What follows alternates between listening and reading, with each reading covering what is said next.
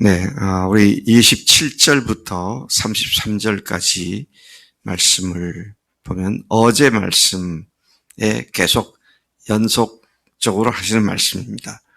어제 말씀처럼 수차례 경고를 받고도 여전히 회개할 줄 몰라 징계를 받게 되면 또 그러고도 여전히 회개할 줄 모르고 하나님의 말씀에 귀를 기울이지도 않고 하나님을 대항하면 이제는 하나님께서도 그들을 대항하시되 진노하심으로 대항하심으로써 그들의 죄에 대하여 7배나 징벌하실 것을 말씀하고 있습니다. 오늘 말씀이 그런 내용을 말씀하고 있는 것이죠.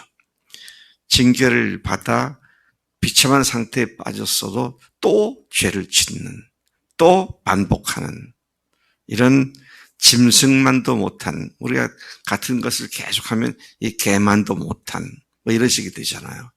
참 하나님께서 이런 자들을, 이게 어떤 자들입니까? 하나님이 택한 백성 이스라엘입니다. 지금 그들에 대해서 굉장히 심한 말씀을 지금 하고 계시는 것입니다. 그 강력한 징계의 양상이 어떻게 될 거냐, 오늘 본문 말씀 보니까 기가 막힌 말씀입니다. 뭐라고 했습니까? 그들이 먹을 것이 없어 자기 아들과 딸들을 잡아 그 살을 먹을 것이다. 참 생각만 해도 끔찍한,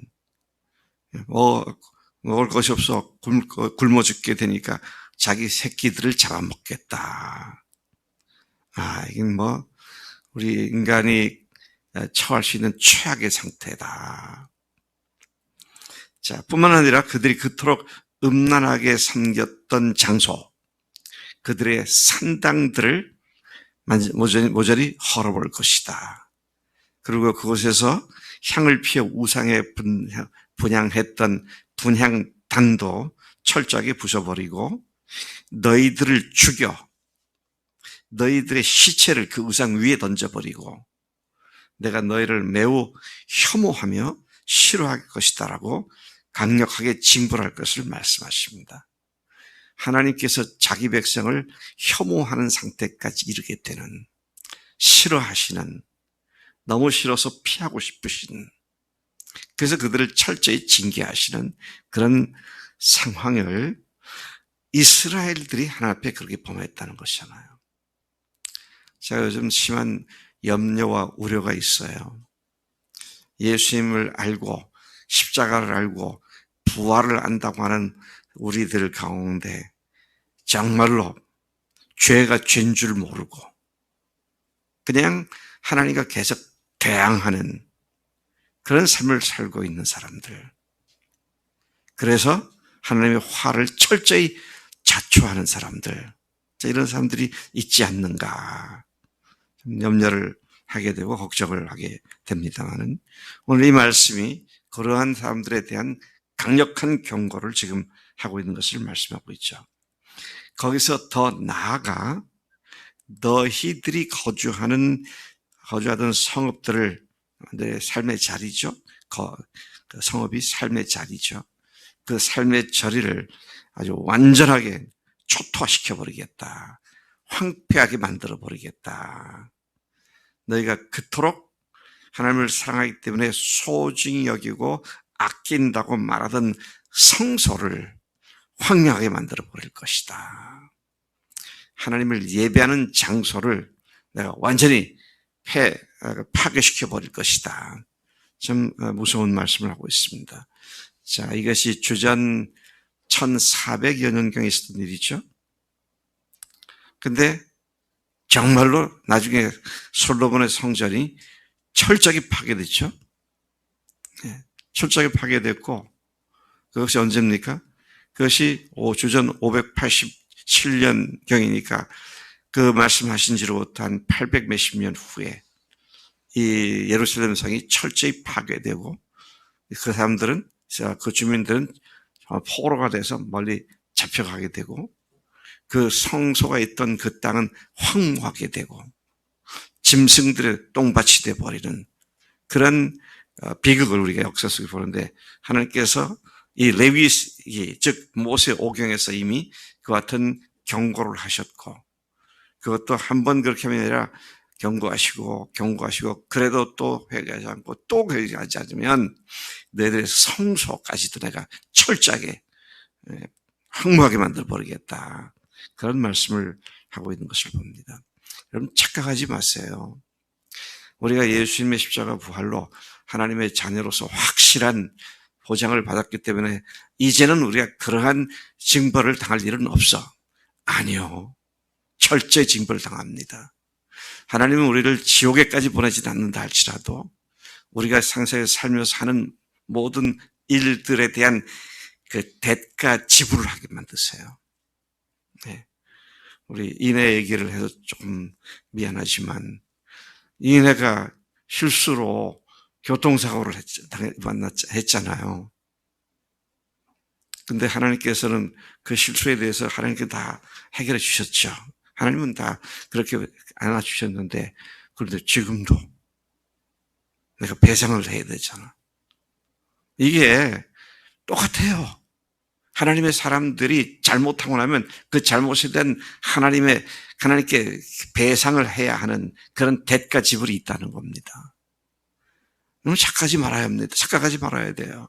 이 구원받았으니까 이제는 그런 건 내가 무슨 짓에도 관계없어가 아니라 철저하게 파괴됩니다. 우리의 삶이. 자기만 파괴되는 것에서 주변 사람도 파괴하게 만들어요. 참, 하나님의 사람들이, 믿는 사고하는 사람들이 지은 죄가 얼마나 무서운지를 그렇게 생각하지 않는 것 같아요. 그저 자기 양심 속이고 하나님의 사람들 속이면 되는 것처럼. 참 우리 인간이 얼마나 어리석고 참으로 기가 막힌지 참 두렵고 떨리는 마음을 갖고 다시 서게 됩니다. 자, 계속해서 말씀하십니다. 거주하던 성읍들을 황폐하게 만들어버리고 내가 그토록 하나님을 사랑하기 때문에 소중히 여기고 아낀다고 말하던 성소를 훗날게 성전이죠. 네. 성소를 황량하게 만들어버리고 그곳으로 향한 사람들의 발길이 끊어져 버리게 만들어서 그 길이 적막강산이 되게 만들겠다. 하나님의 진노가 얼마나 컸으면 이런 말씀을 하실까.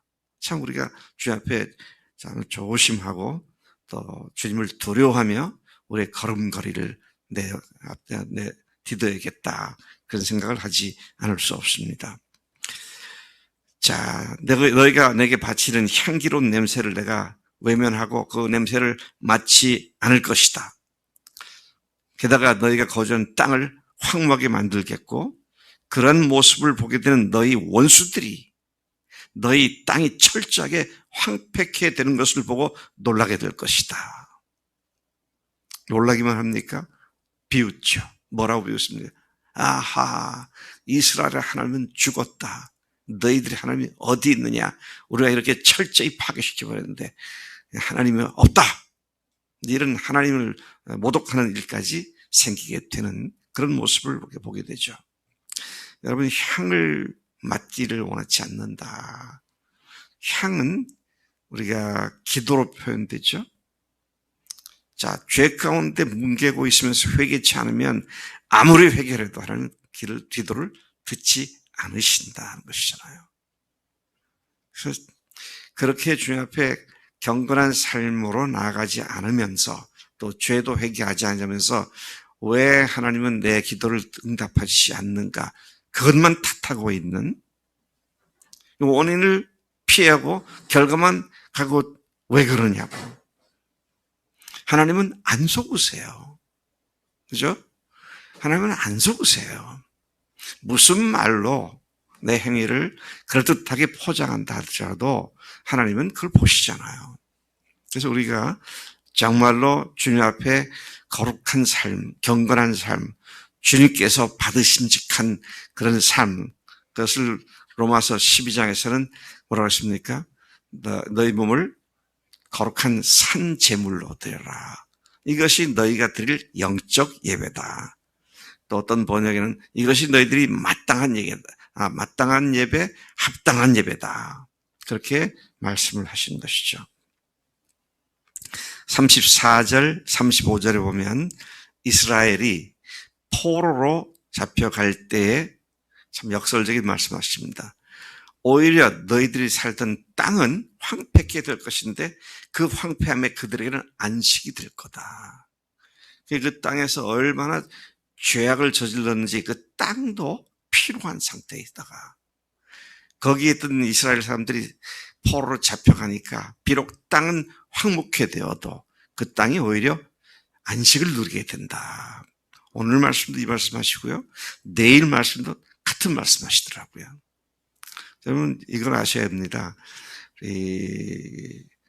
어디입니까? 로마서에 보면 피조물들이 탄식하면서 하나님의 아들들이 나타날 때를 기대하고 있다. 자연세계도요. 인간의 죄악 때문에 같이 고통을 받습니다. 인간의 죄악이 자연세계, 이성이 없는 자연세계도 함께 고통을 받게 된다. 이 말을 오늘 우리가 우리말로 다시 바꾸면은요. 무슨 말입니까? 내가 주님 앞에 깨끗하고 경건한 삶을 살지 않으면 내 주변이 영적으로 더럽혀진다는 겁니다. 나만 그런 게 아니에요. 내 주변도 더러워져요. 참 우리가 조심해야 할 문제입니다. 더더구나 공동체, 교회 공동체가 어떤 죄와 악이 허용될 때 괜찮구나 저래도 그러고는 신속히 그러한 타락한 길로 공동체가 번져가서 어려워짐을 당하게 된다.